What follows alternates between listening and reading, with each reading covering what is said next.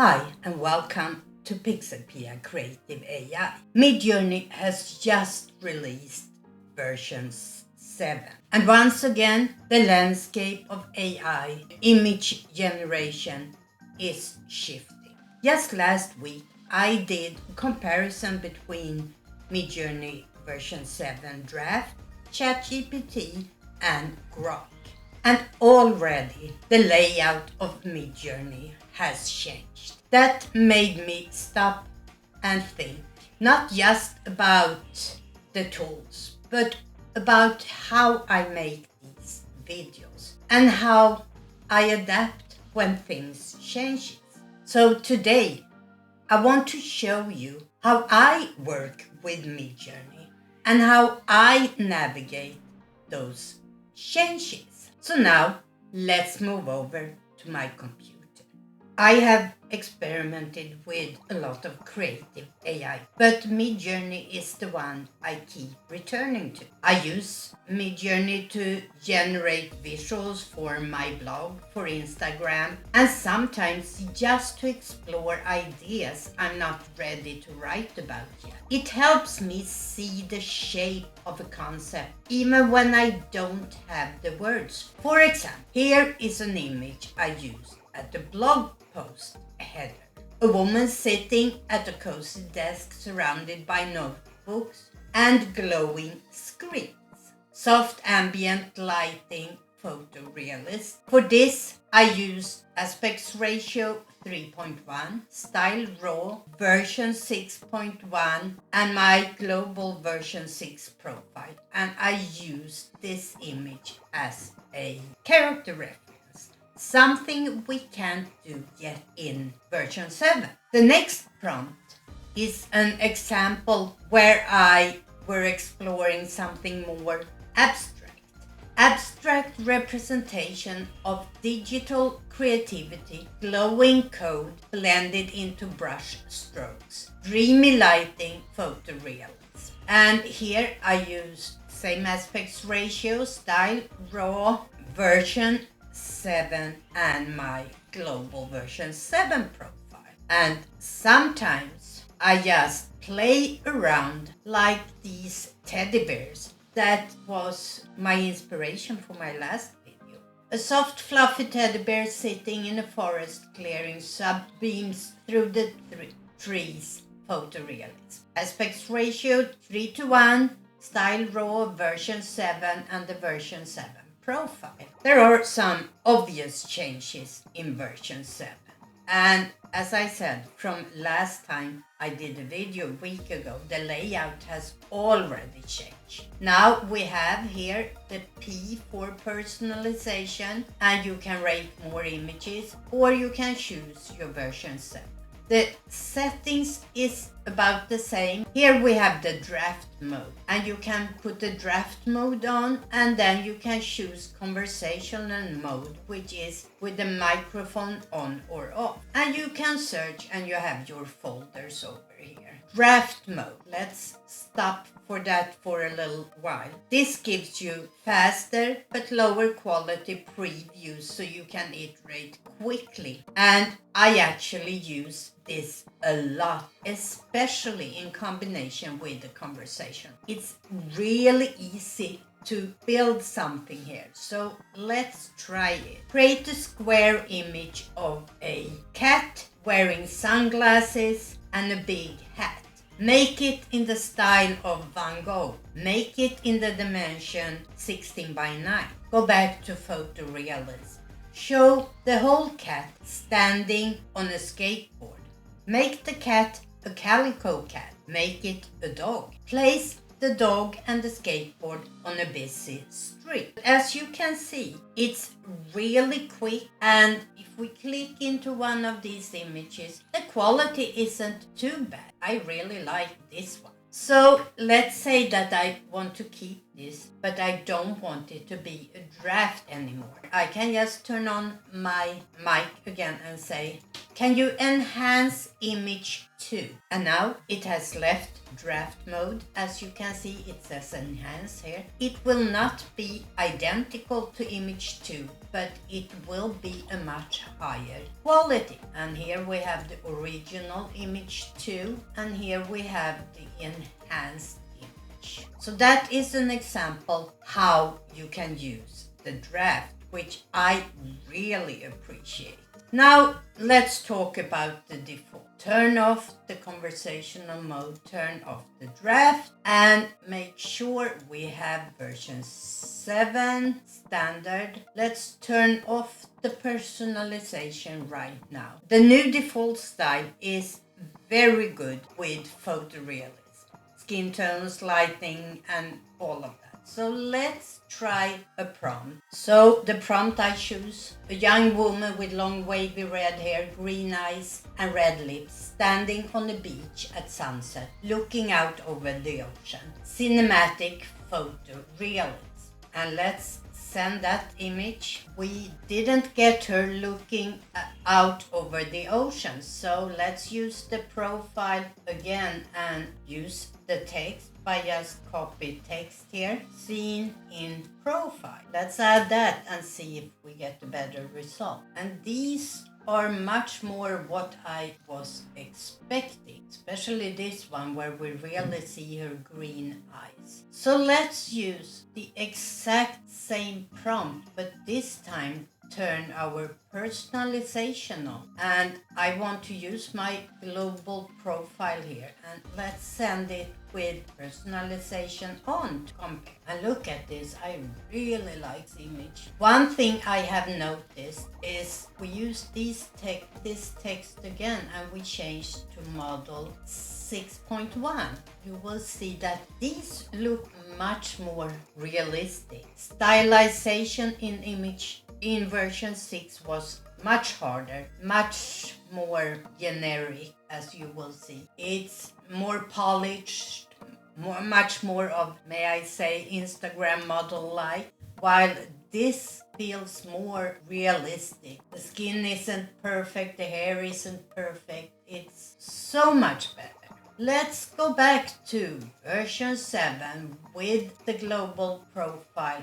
And instead of my personalization code, let's use one of my mood board, like this one. Don't use version 7 profile. I have a mood board there called Critical Curious. And that is, here you see the images that are in that mood.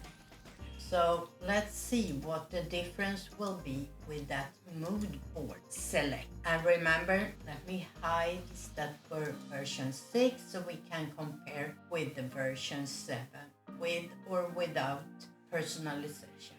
And as you can see, this gives a totally different style. It is tempting to jump on and try every new tool, every new version, but it can also be exhausting, especially if you, like me, try to do tutorials.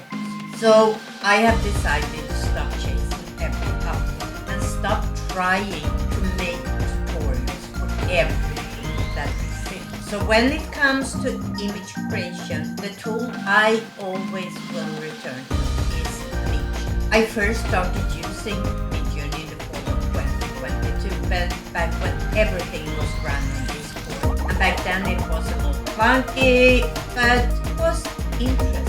And when they launched their web app in August 24, since that day it has been a regular part of my creative work. For blog, visuals, social posts, thumbnails for YouTube, printables, you name it. And I realized that I'd rather spend my time creating than trying to learn new tools.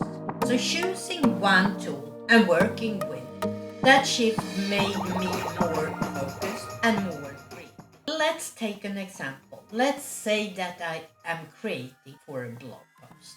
If we take my latest blog that is called PixelPia's Perspective, and you find it at pixelpia.com, there are a few things I do. I have some images I use when I want myself, even though it's an AI created myself. I always use model 6.1 because I can't use a character reference. So let's start there. Let's say that I want to create something for my blog post and I want to use my likeness. If it is for a post, I always use the aspect ratio 3:1, and I can do that in 2 ways. I can write --AR for aspect ratio space and 3:1 at the end of my prompt. But I can also go into settings, and you see here you have this slider. It has 3.2 and it has 16.9, but it doesn't have 3.1. But I can go in here and click and change it in the settings here. I can put any numbers I want in there. So if I am working with several images for my blog post, I usually use this method. Go in and change it here to 3:1. So now when that is set, I make sure I have 6.1 chosen. I'm writing my prompt. Let's use this prompt. A woman is sitting at a desk writing in her journal. On the desk is a laptop with a soft glowing screen and a big mug of coffee. When I do create images for my post, I have character reference I always use. And this layout has changed a bit. So when you click on the little image here, you can see you have image prompts, you have style reference, and you have character reference. In this case, we're gonna drag this image up to character reference because this is the one I use in my blog. But we're also gonna drag in a style reference, which is this image. These are the two I use for my blog. She is not real photo. She is something I have created from all these old photos of myself. So those are the two references we are going to use. And now let's check under personalization, put this on and use my global version 6 profile in this case. I haven't created one for my blog yet.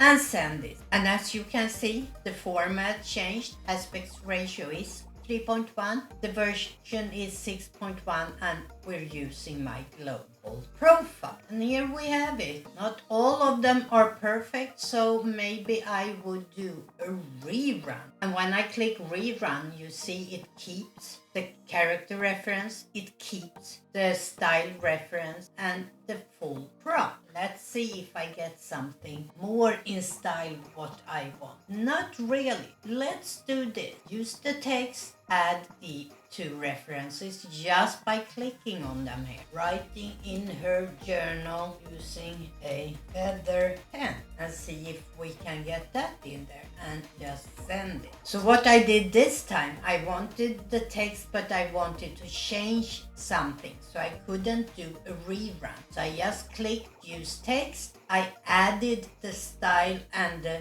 character reference just by clicking on them down here, and then I could edit the input, the prompt. I got her to use a pen at least, but not a feather pen. Let's see if I use the text without the feather pen and try the same thing in version 7. I can use the style reference but not the character reference, and that's why I switch between 6.1 and 7 when I do images for my prompt right now.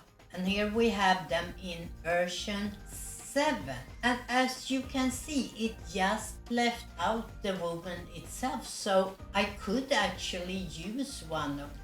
This would be a very interesting image for my blog post if I needed something, or one of these maybe. But hopefully soon we will have character reference in version 7 as well. So that was a couple of examples of how I use MidJourney. I am sure I will make more videos like this, but let's sum this up. Even if this isn't a traditional tutorial. I hope you will learn something or maybe just get inspired to create something. Either way, that's a win in my book. MidJourney has changed a lot since I started using it on Discord. But the most important part hasn't changed. It still inspires me to create. And I have realized that I don't need to explore every new feature or compare every new application or tool out there. I just need something that fits how I work. And if you are feeling overwhelmed by the constant stream of AI updates, AI tools, and maybe this is your reminder, you don't have to chase everything. Pick one tool that supports your creativity and stick. That's what I have done, and MidJourney is my tool. Of course, I am curious by nature, and I'm still gonna try out all kinds of AI tools. And I'm probably still gonna make some videos about something I find interesting in my creative journey. But I don't think I will continue doing step-by-step tutorials. It will be more about my experience with different AI tools when it comes to creativity. And if you enjoyed this video and want to see more of how I actually use different AI tools in my creative work, don't forget to hit the subscribe button and the bell so you get notified. And if you want to read more of the behind the scenes thoughts that I share, you can always do that on my blog PixelPia's Perspective, which you find on PixelPia.com. Thank you for watching, and I'll see you in my next video. Bye!